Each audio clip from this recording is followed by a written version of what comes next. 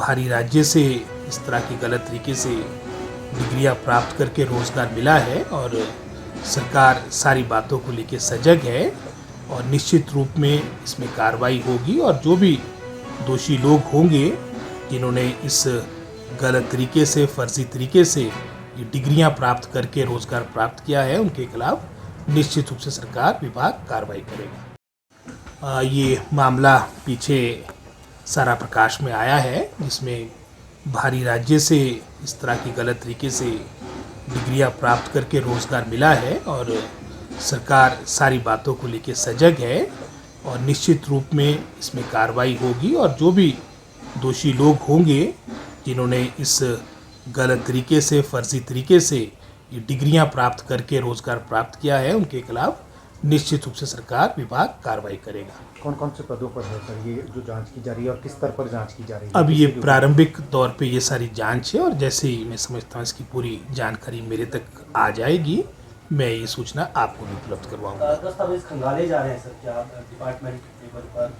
और जी किस स्तर पर आपको लगता है कि इस तरह की फर्जी डिग्रियों के सारे मामले? अभी जैसे मैंने पहले कहा अभी प्रारंभिक दौर पे सारी आपकी इन्वेस्टिगेशन चली है और जैसे जैसे फर्दर ये इन्वेस्टिगेशन आगे बढ़ेगी तो निश्चित रूप से सारी परतें खुलेगी और पूर्ण रूप से आपको भी सारी जानकारी से परिचित करवाया जाएगा। भर्तियों को लेकर सर कब शिक्षा विभाग में भर्तियां होनी है, किन किन पदों पर होनी है और कौन कौन? भर्ती की प्रक्रिया प्रारंभ हो चुकी है। हमारी लगभग कोई 2252 जो बैच वाइज आपके एलिमेंट्री एजुकेशन में पद भरे जाने हैं इसकी प्रक्रिया इस महीने प्रारंभ हो चुकी है। भिन्न भिन्न ज़िलों में अलग अलग श्रेणियों के अंतर्गत जो आपकी जेबीटी, टीजीटी और सीएनवी की पोस्टें हैं वो एडवर्टाइज हो चुकी है और इसके माध्यम से शीघ्र ये नियुक्तियाँ होगी। इसके अलावा हायर एजुकेशन की भी जो हमने 585 लेक्चरार स्कूल कैडर के पद आपके कमीशन को भेजे थे वो भी एडवर्टाइज हो चुके हैं और जो भी एलिजिबल कैंडिडेट्स होंगे उनको एक समय अवधि दी गई है जिसके अंतर्गत वो अपने डॉक्यूमेंट सबमिट कर सकते हैं और उसके उपरांत ये प्रक्रिया भी आपकी पीजीटी यानी लेक्चरार स्कूल कैडर की भी प्रारंभ होगी और इसके अलावा चयन आयोग में भी लगभग कोई 3000 पोस्टें हमारी जो एजुकेशन डिपार्टमेंट की विशेषकर एलिमेंट्री एजुकेशन की जो शेष रहती है ये भी जैसे हमारा ये चयन आयोग अपना गठन करके अपना कार्य प्रारंभ करेगा उसके उपरांत ये 3000 पोस्टें भी आपकी इसकी भी प्रोसेस स्टार्ट हो जाएगा ताकि विशेषकर जितने हमारे दुर्गम दूर दराज के पहाड़ी क्षेत्र है जहाँ स्टाफ का बहुत अभाव है इन रिक्तियों को भरा जा सके। सर जो कुछ डिसीजन लिया जा रहा है आप जानते हैं कि ये नियुक्तियाँ जो हमारे टीचर्स की होती है एनसीटीई की गाइडलाइंस के अकॉर्डिंग होती है और जो लेटेस्ट गाइडलाइंस आई है उसमें ये बातें हमारे संज्ञान में आई है। फिर भी मैंने सेक्रेटरी एजुकेशन को माननीय मुख्यमंत्री के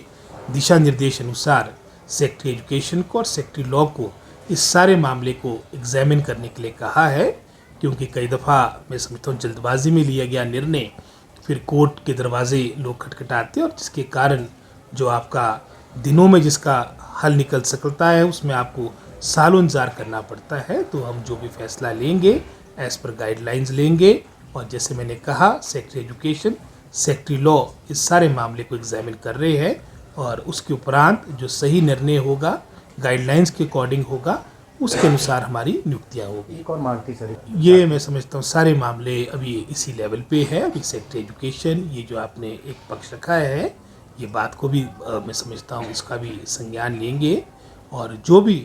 नियुक्तियाँ होगी ये मैं आपको विश्वास दे सकता हूँ आश्वासन दे सकता हूँ एज़ पर गाइडलाइंस होगी एज़ पर जो एनसीटी के नॉर्म्स है उसके अकॉर्डिंग होगी। कोशिश हमारी होगी कि मैक्सिमम इसमें लोग मैं समझता हूँ इन नियुक्तियों के लिए अपना आवेदन दे सके लेकिन हमारी भी एक लिमिटेशन है और हमारा पूरा प्रयास होगा कि प्रोसेस शीघ्र प्रारंभ हो।